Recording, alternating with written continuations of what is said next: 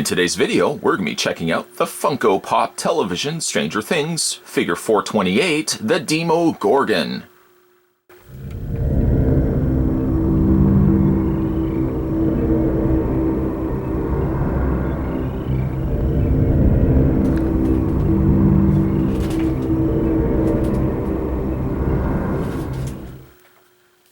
Grabbing the tape measure, putting it next to the Demogorgon, we know that he stands roughly about 5 inches tall.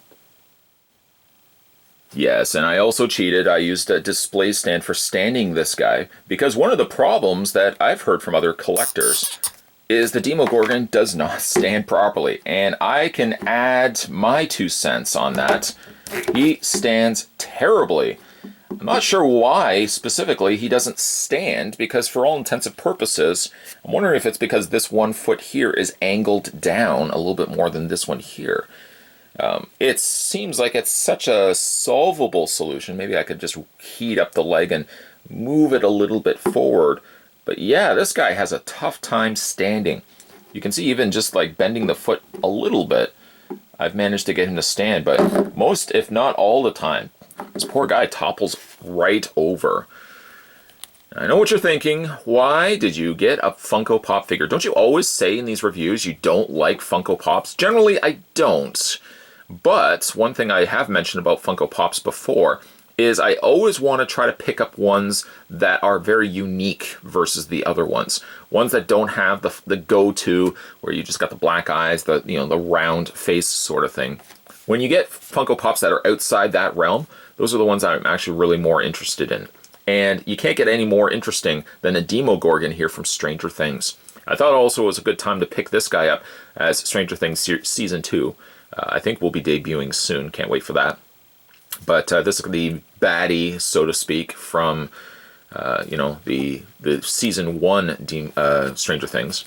And I really like the look of it. It kind of looks like almost like a Venus flytrap plant, or it looks like it's a very plant-based character, where it's got this fanned-out face, and it really looks neat. Somebody, and it's a shame that like NECA didn't pick up the property license for Stranger Things. I guess maybe they didn't see that Stranger Things, for being a Netflix series, would have had potential that they would have invested to get the figures, or maybe like they just didn't have the licensing for it.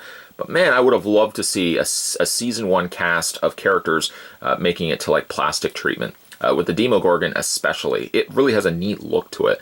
And you can only take so many different character designs and make them unique. Many times, any creature that appears in a movie, basically, or a TV show, basically looks like some sort of branch off from a xenomorph. And while it does have like the lanky characteristics of maybe, say, a xenomorph with its very elongated arms and legs, its face is head is very unique to itself. So in the instance here of the Funko Pop vinyl figure, it was all the more reason why I wanted to definitely pick it up. Paint really is actually quite nice on here.